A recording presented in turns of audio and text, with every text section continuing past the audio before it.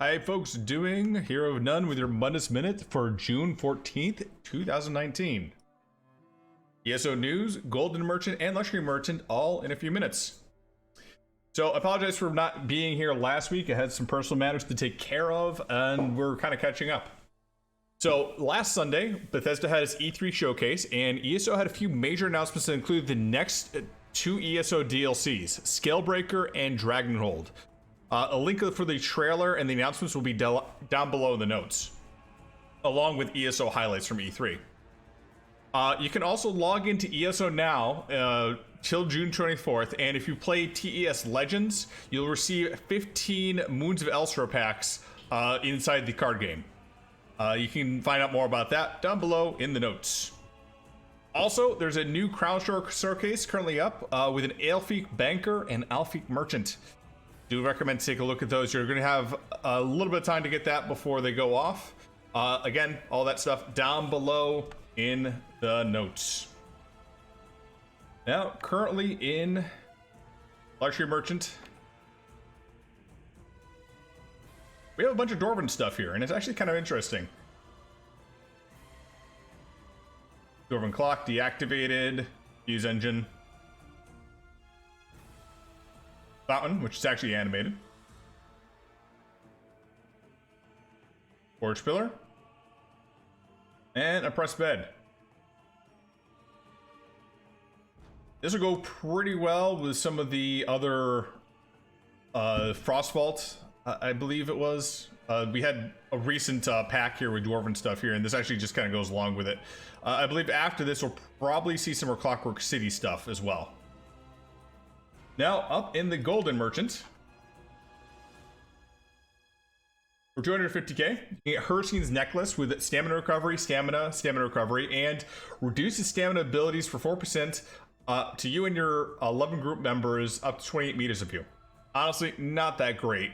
It's trying to be a worm cult type thing, but honestly, that 4% for stamina abilities, just not enough. In addition to that, you get two things of Stamina Recovery and Stamina. Just not going to be meta. Even in PvP or PvE, it won't do anything for you, unfortunately. Prove me wrong if you have a build for this, but recommend them passing that, especially for 250k. Jolting Necklace.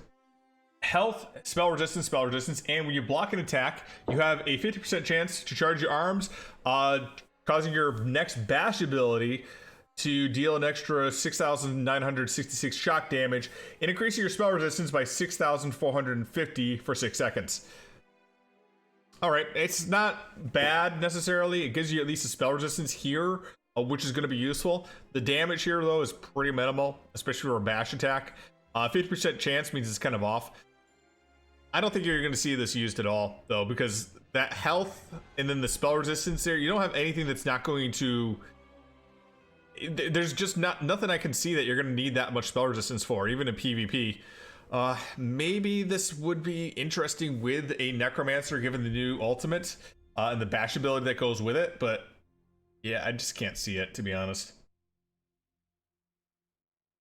Again, another 251 I would pass on. Necklace of Night Terror. Stamina. Reduce the radius you can be detected by sneaking for 2 meters. Reduces the cost by 27%.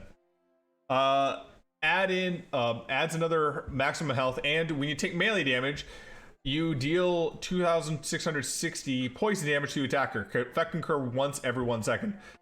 Seems interesting for a reflection build, but you don't get any stats from this 3-piece bonus. Honestly, probably just go with the 3-piece bonus, get another set. There's several out there that will reduce sneaking radius, and then use this as a stealing set. I would not recommend getting the gold version of this, though. Just get the purple. Even blue will do. But the reason you want to use this set is if you're trying to do stealing runs and you want to reduce your detection radius when you're trying to pick lock boxes and other things like that. So 150k, pass. Up again is Spriggan's Necklace here, which I would recommend picking up if you do not already have a copy of it. Gets stamina, weapon damage, and 3,450 physical penetration. This will help you on your solo PvE stuff and your PvP stuff as well. Even for trials and group stuff, it can be very helpful if you have groups that don't keep up their, Alkosh buffs and everything like that, or you have to go down below in Zelmage's fight, this physical penetration can be very helpful in certain fights. So definitely recommend picking this up if you're running a stamina DPS build. At least have one of them to keep around. Next, for 100k, there we go. Pirates Skeleton's Visage, which is coming out of Blackheart Haven.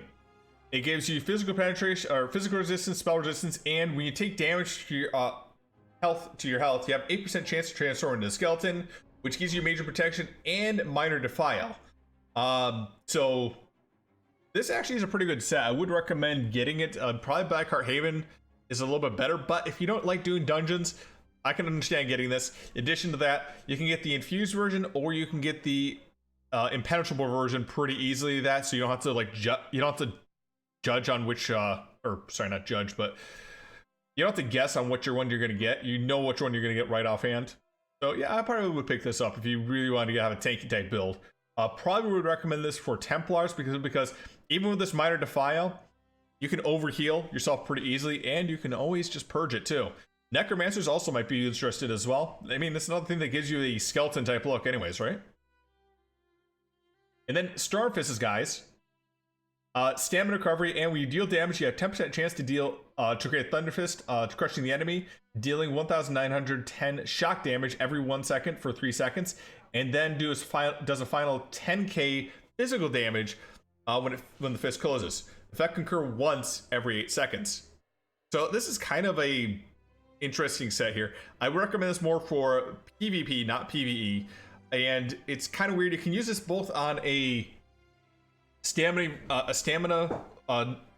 Stork or a Magicka Stork, because it does do the shock damage and it does do physical damage. Stamina recovery, of course, is not a great one for a Magicka build, so it's probably more biased on a stamina build than anything else. But still, Magicka characters can still get use out of it because they do have a lot of long range shock damage, so it's not too bad. Again, though, I'd only see this be used by mostly Sorks. And you probably want to have a bit of physical penetration as well, a bit of spell penetration, maybe something like the Lover's Mundus to go with this. But you can pick this up for 100k instead of having to run Tempest Island, which some people just don't like doing. Anyways, that's Hero of None. That's the Mundus Minute. I'll see you all in Tamriel.